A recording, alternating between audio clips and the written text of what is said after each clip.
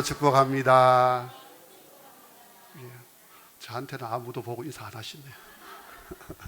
예, 반갑습니다.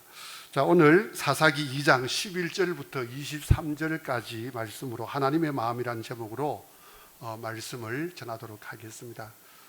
지난번에도 그리스 신화 이야기를 제가 좀 했었는데 오늘도 설교를 시작하면서 그리스 신화 좀 이야기를 할게요.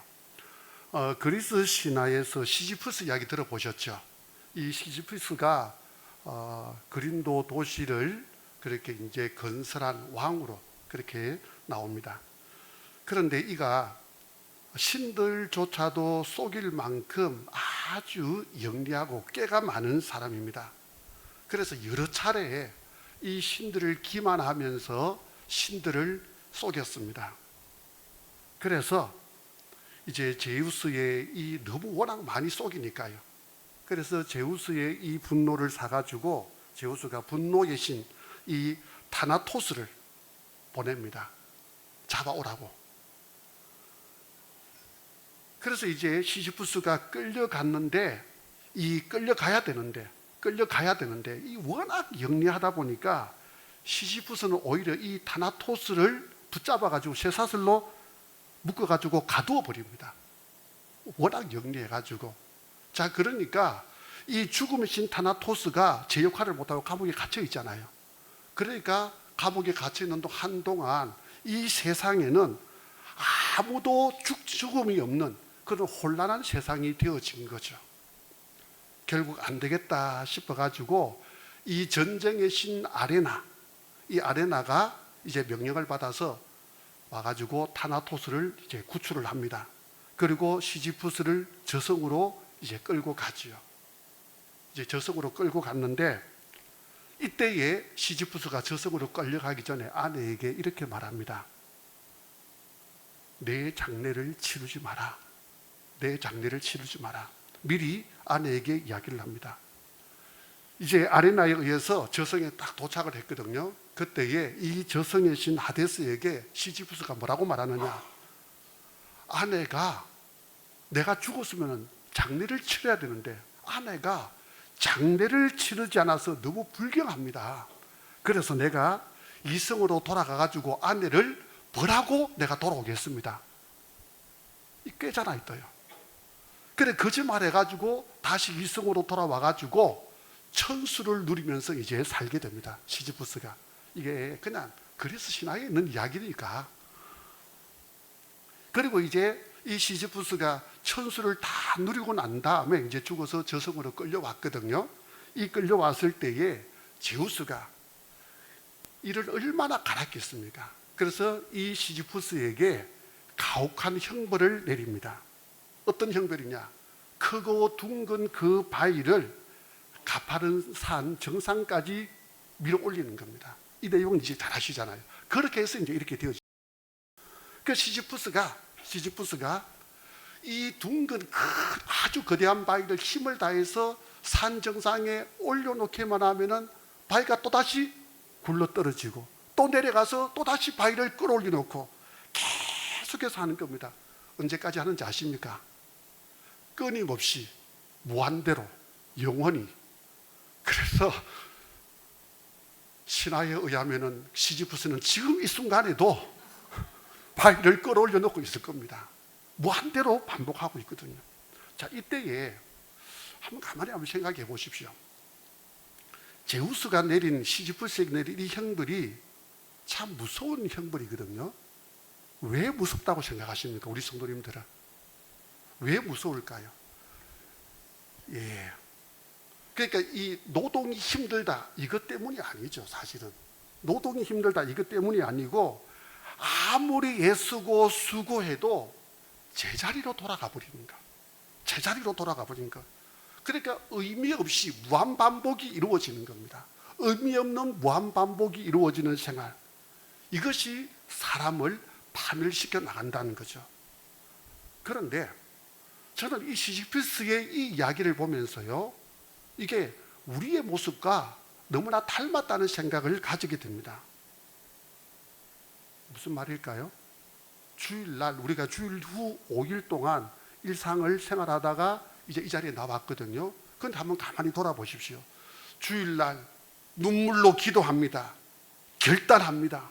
믿음으로 살겠다고 결단했지 않습니까? 그러면서 우리의 삶의 이 바위들을, 신앙의 바위들을 산꼭대기까지 올려놓았다고요. 그런데 월요일만 되면은 그 신앙의 그 바위들이 또 아래로 굴러 떨어지는 겁니다. 세상 바닥으로 굴러 떨어지죠. 그 실제 우리의 생활 가운데서 보면은 주일날에는 난 절대 그렇게 안 해야지 해놓고 난 다음에도 직장에서 스트레스 받으니까 집에 가가지고 가족들한테 분노를 막 쏟아내잖아요. 분노를, 감정을 주체하지 못하는 겁니다. 다시는 내가 소리 지르지 말아야지, 그렇게 기도하면서 결단했지 않습니까? 그런데 좀만가 일이 풀리지 않고 몸이 피곤하면 또 똑같은 행위들을 반복해 나가는 겁니다. 뿐만 아니라 주일날 왔을 때는 내 삶 자체를 하나님께 맡기고 내가 평안 가운데 살아야지, 불안해하지 말아야지, 그렇게 하면서도 막상 월요일부터 이제 일상으로 돌아가게 되면은 자꾸만 앞으로의 미래의 삶 때문에, 노후의 삶 때문에 자꾸만 재테크에 관심을 가지고 계산기만 두드리면서 예배의 자리보다는 다른 것을 추구하는 것이 우리의 모습이잖아요. 그렇게 우리의 신앙생활들은 어떤 면에서는 보면은 주일 되면은 올려놓았는데 또다시 굴러 떨어지면서 계속해서 타성에 젖은 생활들을, 의미 없는 반복된 생활들을 무한 반복하고 있는 것이 바로 시지프스의 모습과 참 많이 닮아 있다는 생각이 들지를 않습니까? 그래서 우리 성도님들이 목사님 앞에 와서 그 아픈 마음들을 가지고 이렇게 말하잖아요. 목사님, 저는 맨날 왜 이 모양일까요? 나는 맨날 왜 이 꼴로 늘 살아가야 될까요? 회개하고 돌아서도 또 제자리고, 회개하고 돌아서도 또 제자리고. 그래서 목사님, 이제는 내가 부끄러워서, 면목이 없어서 하나님 앞에 회개 기도하기도 참 힘들어요. 그렇게 고백하는 것이 우리의 모습이지 않습니까? 이런 악순환들. 그런데 이것이 우리의 모습만 그런 것이 아니고요, 사사기에도 이런 안 좋은 패턴을 가지고서 무한 반복하는 사람들이, 모습들이 나타나집니다. 바로 이스라엘 백성들의 모습이라는 거죠. 우리가 계속해서 살펴보지만은 하나님을 떠나가지고 이 가나안에 바알과 아세라를 섬기는 그 습관들, 이 패턴이 지속적으로 이들이 반복되어지면서 타락한 생활들을 이들이 해나가고 있는 겁니다. 그렇게 타락하니까 하나님 어떻게 하십니까? 이웃나라를 통해서 징계하시죠. 우리가 잘 아는 것처럼. 그런데 백성들이 그 징계 때문에 고통스러워하면은 하나님께서 또다시 사사들을 보내가 또 구원해 주시는 겁니다.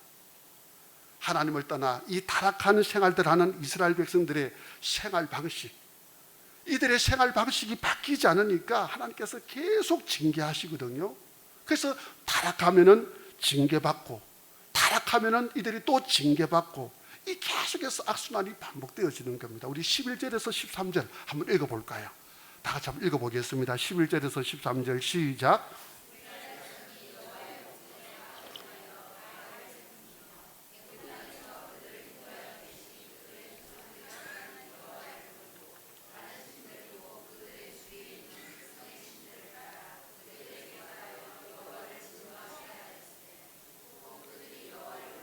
바알과 아수다롯을 섬겨. 예, 보시면은 이스라엘 백성들이 하나님을 버리고 우상을 섬기거든요. 우상 섬겼잖아요. 자, 이때에 하나님의 반응이 어떻게 나타나는지 한번 보십시오. 15절 제가 한번 읽어볼게요. 눈으로 잘 따라오셔야 됩니다. 15절 하나님의 반응이 뭐냐? 이스라엘 백성들이 하나님 버리고 우상을 섬기니까 하나님의 반응 15절, 그들이 어디로 가든지 여호와의 손이 그들에게 재앙을 내리시니. 다시 한번 더요. 뭐라고요? 다시 한번 읽어볼, 다 같이 읽어볼까요? 시작. 예, 이거 재밌지 않습니까? 표현이. 하나님은 이스라엘 백성들이 가는 곳마다 따라다니면서 죄를 지을 때마다 계속해서 징계하시고 저주를 내린다. 이것만 가만히 보면은 하나님은 아주 심술궂은 분이죠. 따라다니면서 계속해서 징계하고 있으니까 회초리 들고 가면서 계속 때린다는 말 아닙니까? 이거 좀 하나님 상당히 심술궂은 분 아닌가요? 죄를 반복하는 이스라엘 백성들도 문제입니다. 그런데 이런 하나님은 더 큰 의문이 들지를 않습니까? 하나님은 왜 이토록 이스라엘 백성들이 타락할 때마다 따라다니면서 징계하실까요? 그 이유가 뭘까요? 그런데 더 궁금한 것은 그 다음입니다. 더 궁금한 것은 징계를 하셨잖아요. 그러면은 내버려 둬야지요. 징계하셨으면 내버려 둬야 되는데 하나님의 반응이 또 달라지는 겁니다. 어떻게? 18절에 제가 읽어볼게요. 자, 그 처음 말고 조금 지나서 한번 보십시오. 이는 그들이 대적에게 압박과 괴롭게 함을 받아 슬피 부르짖음으로 어떻게 했습니까? 여호와께서 좀 재밌지 않습니까? 따라다니면서 하나님 계속 채찍질 했거든요. 죄를 지을 때마다. 이들이 슬피 부르짖으니까, 채찍 드니까 그 다음에 하나님 어떻게 하십니까? 고통스러워하니까 하나님께서 어떻게 하셨다고요? 예, 어떻게 하셨다고? 예, 뜻을 돌이켰다. 여기서 우리 성도님들이 오해하지 말아야 될 것이 하나가 있습니다. 이게 뭐냐 하면은 이스라엘 백성들이 슬피 부르짖었다는 이 표현입니다.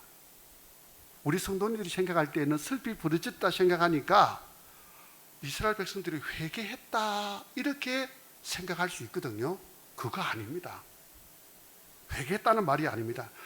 여기서 슬피 부르짖었다는 말을 회개와 연관시키면 안 됩니다. 이거는 뭐냐? 그냥 괴로워가지고 괴로움에 쉬는 소리를 내었다 이 말입니다. 괴로워가지고. 근거가 있어야죠. 이런 유사한 표현들이 출애굽기에 나옵니다. 출애굽기 2장 24절에 보면요, 하나님이 그들의 고통 소리를 들으시고, 출애굽기에 고통 소리를 들으시고, 이건 회개했다는 말 아니잖아요. 너무 힘드니까 비명을 질렀다는 거거든요. 출애굽기 3장 7절에도 보면은 여호와께서 이르시되 내가 애굽에 있는 내 백성의 고통을 분명히 보고 그들이 그들의 감독자로 말미암아 부르짖음을 듣고, 이스라엘 백성들이 애굽 사람으로부터 학대를 받을 때 이스라엘 백성들은 고통을 내어가 부르짖었다 이 말이거든요. 그 부르짖었다는 이 말 자체에서 회개 의미가 들어있습니까? 안 들어있습니까? 안 들어있죠. 그냥 괴로워서 부르짖는 겁니다. 괴로움의 탄식 소리다. 그런데 그 소리가 하나님께 들렸거든요. 회개한 것 아니고 부르짖었다고, 이제 고통스러우니까. 그러니까 어떻게 하냐? 출애굽기 3장 7절과 9절에 보면은 여호와께서 이르시되 내가 애굽에 있는 내 백성의 고통을 분명히 보고 그들의 감독자로 말미암아 부르짖음을 듣고, 하나님께서 들으셨다는 말이거든요. 하나님이 하나님의 백성의 어려움 겪고 있는 것을 보고 계시고 듣고 계신다, 이것을 말씀하고 있죠. 바로 하나님은 당신의 백성들의 그 신음소리, 고통 소리를 하나님께서 들으시는 겁니다. 그래서 하나님께서 구원의 은혜를 베풀어 주셨다. 이게 뭐냐 하면은 하나님의 마음이 그렇다는 겁니다. 하나님의 마음이. 이스라엘 백성들이 가나안의 우상을 섬기면서 타락하잖아요. 타락할 때마다 하나님은 그들을 따라다니면서 막 징계하시거든요. 그런데 그 징계 때문에 이스라엘 백성들이 고통스러워하며 슬피 부르짖으면은 하나님은 그 소리를 외면하시는 분이 아니라 어떻게 하신다고요? 그 외면을 하지 못하고 그들의 소리를 다시금 듣고 아파하시는 분이 우리 하나님의 마음이더라. 이게 하나님의 마음이라는 거죠. 그래서 결국에는 하나님께서 뜻을 돌이켜가지고 구원의 은혜를 베풀어 주시는 겁니다. 제가 저희 형제들 가운데서 막내거든요. 그 막내라 가지고 어릴 때에 막내들의 특권 아닌 특권이 뭐냐면은 엄마 늘 졸졸 따라다니는 거 아닙니까? 늘 엄마 졸졸 따라다니거든요. 그래서 어머니와 함께 가면은 어릴 때 너무 기분이 좋아가지고 어머니를 따라가는데 그냥 손잡고 그냥 차분하게 가는 게 아니라 늘 촐랑촐랑거리면서 따라간다고요. 그 제가 이 자리에서 이게 뭐 그 표시를 못 하겠는데 이렇게 뭡니까? 가면서 발 요렇게 하는 거 있죠? 아시죠? 이거. 그런데 옛날에는 보면은 포장 그러니까 돌뿌리가 많은 비포장 들어있지 않습니까? 그러니까 그렇게 촐랑거리면서 좋아가지고 팔짝팔짝 이렇게 가다가 돌뿌리에 걸려가 넘어지면서 어릴 때 보면 늘 무릎이 깨져가지고 그래가지고 나중에 또 피고름이 나다가 또 나중에 이제 따까리 감고 그렇거든요. 그런데 이 진짜 고통스러운 게 뭐냐 하면은 어릴 때 제 기억을 떠올리면요, 엎어져 가지고 이제 어느 정도 상처가 아물면서 따까리가 딱 앉아서 그때 다시 한번 또 그 자리에 또 무릎이 깨지는 겁니다. 얼마나 아픈지 그때는 이제 조금 나았다 싶었는데 어릴 때 제 무릎 양쪽이 다 성한 데가 없었다고요.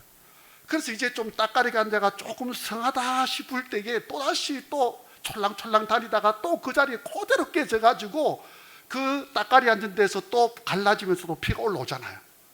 얼마나 아픕니까? 그러면 어릴 때에 그 아파가지고 발딱발딱 뛰고 한다고요.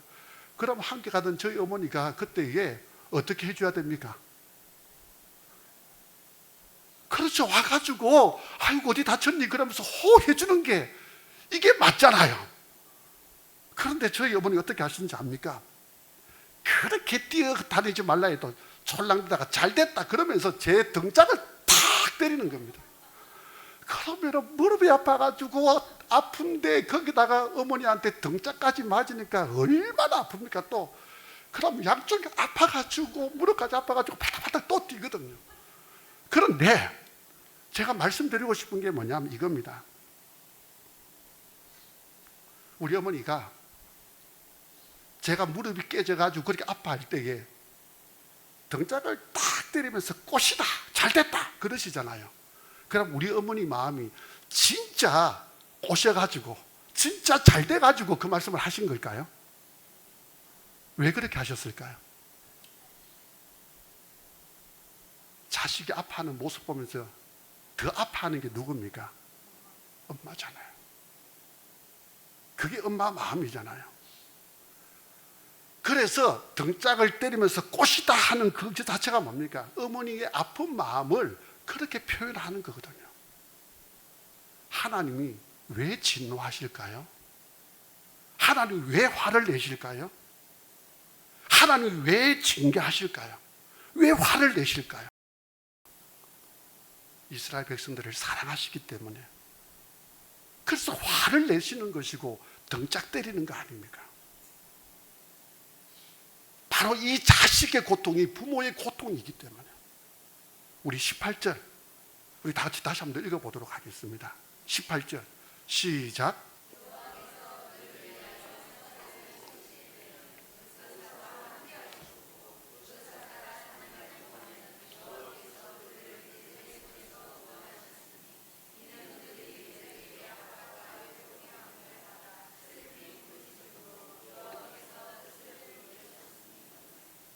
예.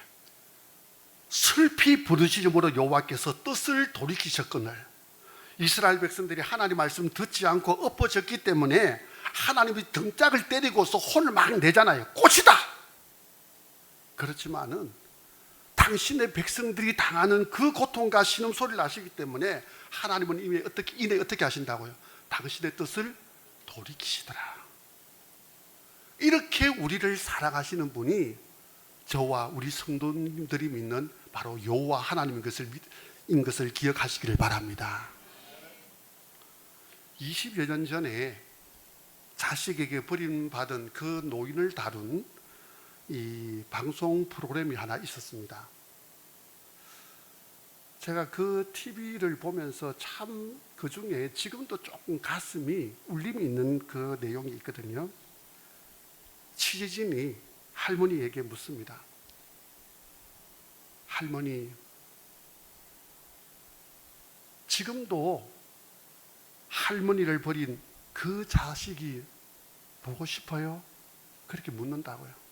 그 자식들에게 버림받은 그 노인들을 다룬 프로그램이었는데, 할머니, 지금도 할머니를 버린 그 자식이 보고 싶어요?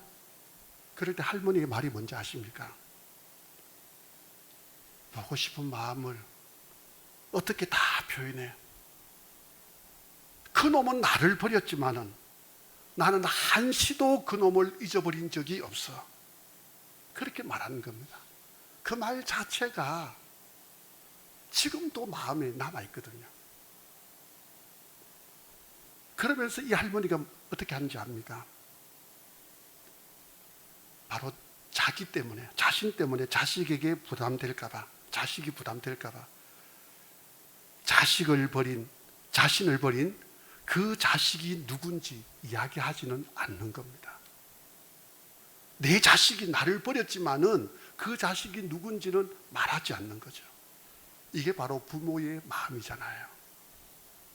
호세아 11장 8절 9절에 이렇게 말씀합니다. 에브라임이여 내가 어찌 너를 놓겠느냐, 이스라엘이여 내가 어찌 너를 버리겠느냐, 내가 어찌 너를 아드마같이 놓겠느냐, 어찌 너를 수보이같이 두겠느냐. 내 마음이 내 속에서 돌이키어 나의 긍휼이 온전히 불붙어 다도다.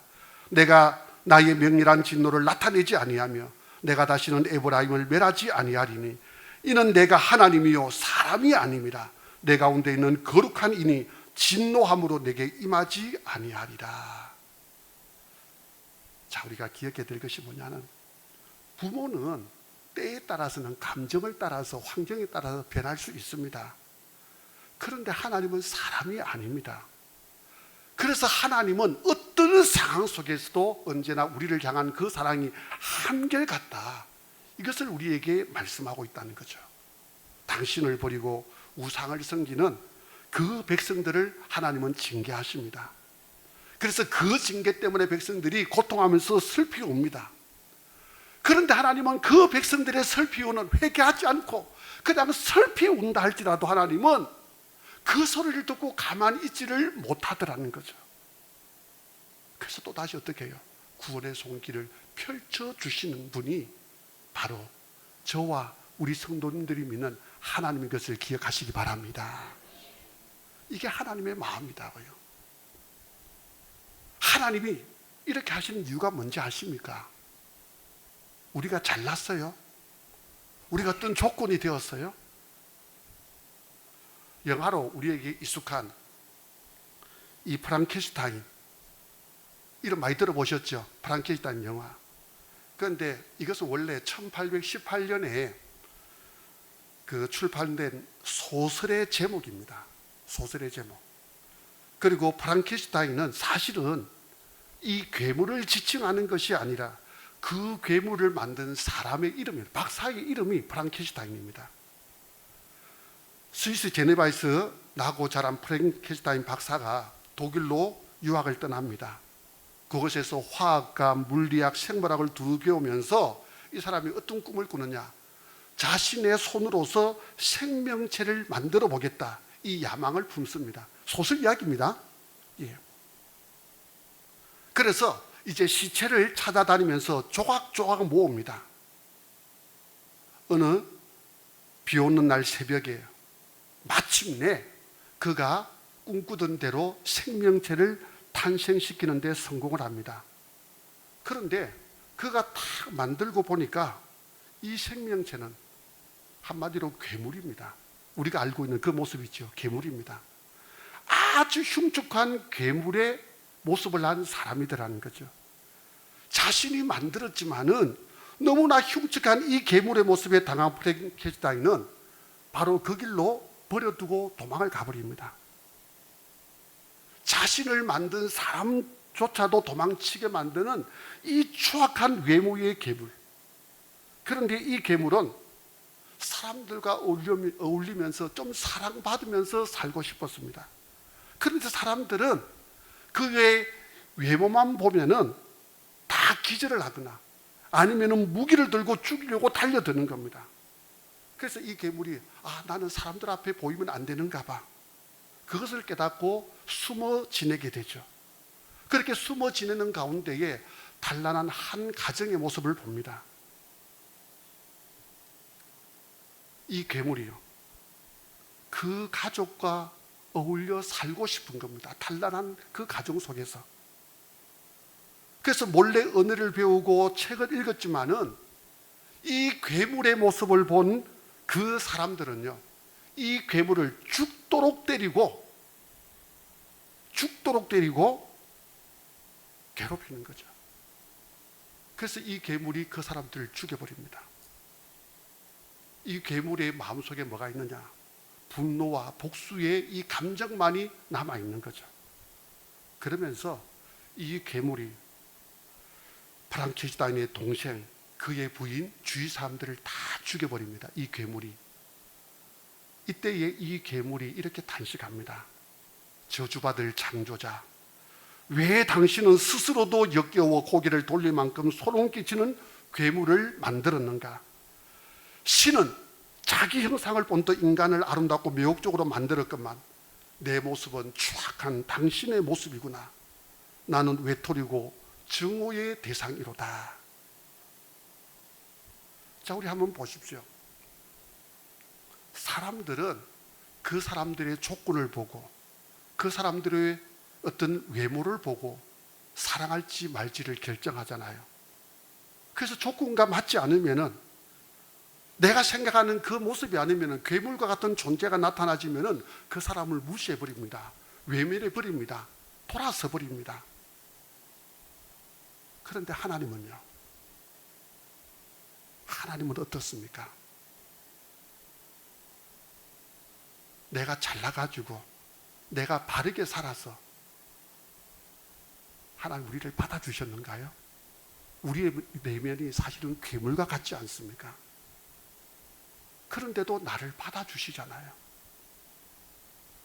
우리는 언제나 죄를 반복해서 짓고 하나님을 찾지 않는 이 괴물과 같은 존재들입니다. 그럼에도 불구하고 하나님은 예수 그리스도를 십자가에 달려 죽게 하기까지 아무 조건 없이, 우리의 내면은 괴물과 같음에도 불구하고, 그럼에도 불구하고 나와라, 너는 내 아들이야, 내 딸이야, 조건 없이 받아주시잖아요. 예수 그리스도를 통해서 우리를 죽기까지 사랑해 주셨지 않습니까? 이사야 55장 7절에 악인은 그의 길을, 불의한 자는 그의 생각을 버리고 여호와께로 돌아오라. 그리하면 그가 긍휼히 여기시리라. 우리 하나님께로 돌아오라. 그가 너그럽게 용서하시리라. 사랑하는 성도 여러분, 주일 후 한 5일 동안 살아오면서 또 넘어졌습니까? 그 우리 인생의 바위가 또다시 원점으로 다시 내려왔습니까? 죄의 바닥 속에서 기억하고 있습니까? 자책감에 시달리지 마십시오. 한 주간 괴물 같은 그 모습 때문에 너무 좌절하지 말고 절망하지 마십시오. 그 가운데서도 아파하고 힘들어하고 그 가운데서도 신음하는 그 소리를 하나님께서 들으시고 임마누엘로 하나님께서 우리 성도님들과 함께 하심을 믿으시기를 바랍니다. 내가 비록 괴물 같다 할지라도 하나님은 나를 버리지 않는 분입니다. 나와 함께 하신다고요. 그 무조건적인 십자가의 품으로 다시 걸어 나와서 주님이 주시는 하늘의 위로와 새 힘으로 이 영적인 악순환을 끊어내고 당당히 승리의 삶들을 살아가는 우리 귀한 성도들 되시기를 우리 주님의 이름으로 축원합니다. 우리 다 같이 한번 찬양하도록 하겠습니다. 아무것도 두려워 말라.